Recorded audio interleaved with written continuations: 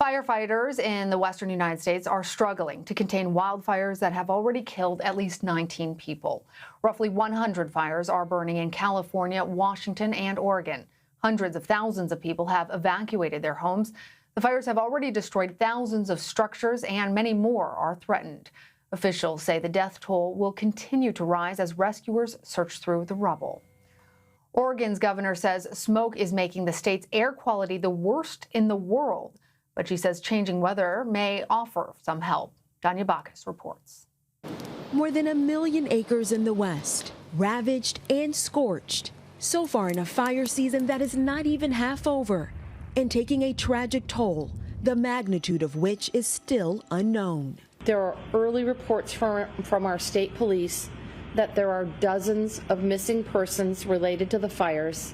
Oregon's Governor Kate Brown is pointing to the towns called Talent and Phoenix, where searchers are looking for the missing. Smoke from Oregon's 3 major fires is unimaginably widespread. Its worst air quality in the world is choking the Pacific coastline, Seattle skyline to the north, San Francisco more than 800 miles to the south, and then to Los Angeles. The scenes and sickening air underscore for many that the climate is in crisis. Washington's Governor Jay Inslee. I think we have to start thinking there are more climate fires because that's what creates the conditions that makes them so explosive. This is a climate damn emergency. This is real. And it's happening. This is the perfect storm. California's Governor Gavin Newsom toured destruction north of Sacramento, where more than 250,000 acres burned in a national forest. The reality here is the mega fires that we're experiencing come from these mega droughts that we've experienced. People who did make it out have harrowing stories to tell. 8 of us had to go down to the end of our road, go into the sand and get down in the water to avoid the fire. Denise Hendrickson left her home in Lake Orville, California, an area now prone to fires. I've survived 4 different fires up there until this one, and now I don't even know if my home is standing at this point. But this man's house is gone again, 2 years after fire claimed his home in a community nearby. It hurts more this time, I think, than last time, and getting things back together again and having to rebuild is rather devastating.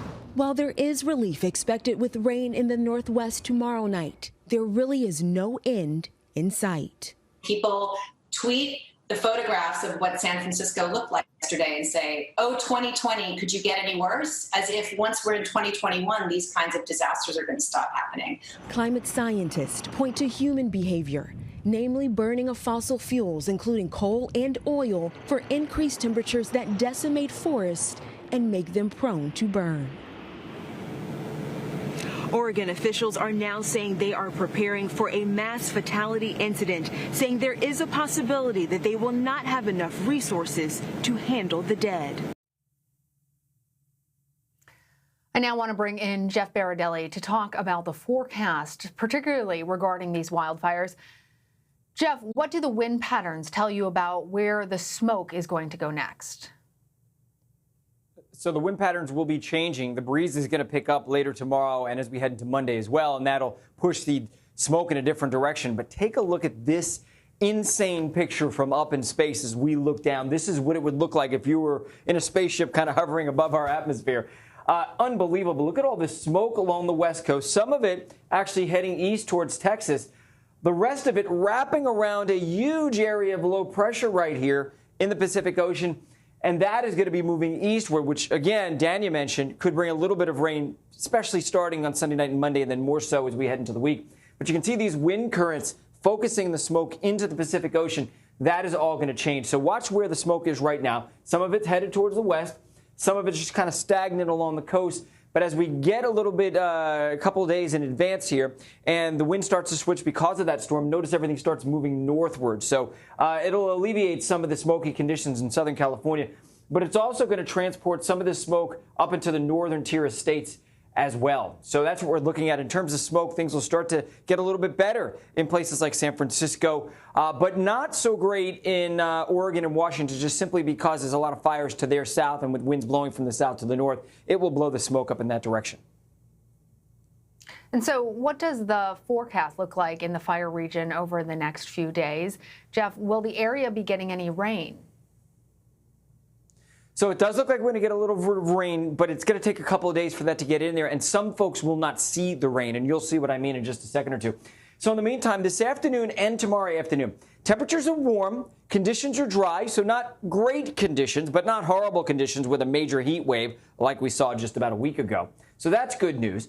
As we head towards the west, here comes a storm. It's good news and bad news. The good news is yes, here comes some sprinkles, a little bit of rain, not too much. But the bad news is the wind picks up. It'll start to get breezy, which is going to make it harder to control some of those fires. Now, along the immediate coast, they're going to get a good dose of rain. Some heavy rain possible from Northern California along the coast of Oregon and Washington. But notice inland where some of these fires are burning, it stays dry. So it's a good news, bad news scenario when it comes to the weather over the next few days.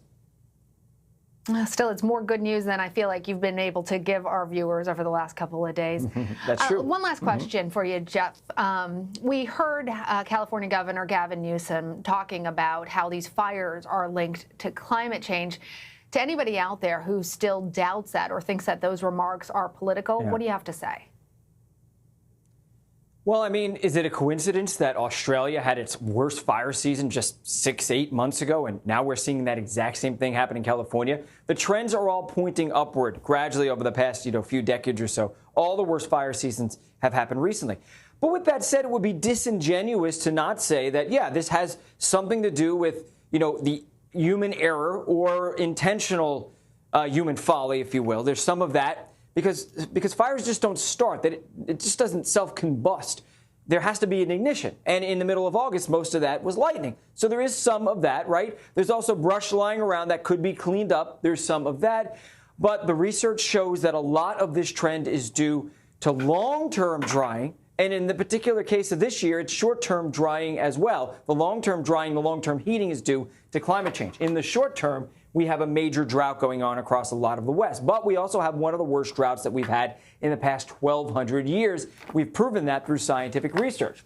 And in the long term, look at how much the West is warming. All those red counties, all these red states, that's where it's warming the fastest, and that happens to be in the West. That means it's also drying the fastest. As you add more warmth, more heat energy, you evaporate more of the moisture. You end up with a moisture deficit, and research shows that moisture deficit explains just about all of the excess, extra burned acreage that we've seen. Take a look at the trend. In yellow, that's the acreage burned each and every year. Not much in the 1980s, couple of years in the 90s where there was a little bit more, but you can clearly see this trend upward. Look at 2020.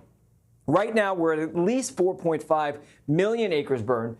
The most before that was 3.5 million acres, and we're only halfway through the season. Look at the average temperature. It's gone up in the West about 2 degrees Fahrenheit, some places 3 or 4 degrees. So there's obviously a trend going on, and it is, in fact, climate change. So let's show you what has changed. California fire season is now 2 to 3 months longer than it was back in the 1970s.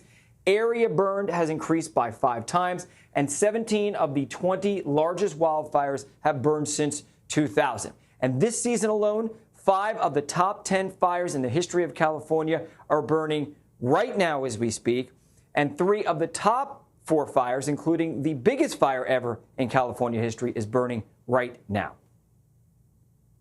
Very concerning. All right, Jeff Berardelli, thank you. You're welcome.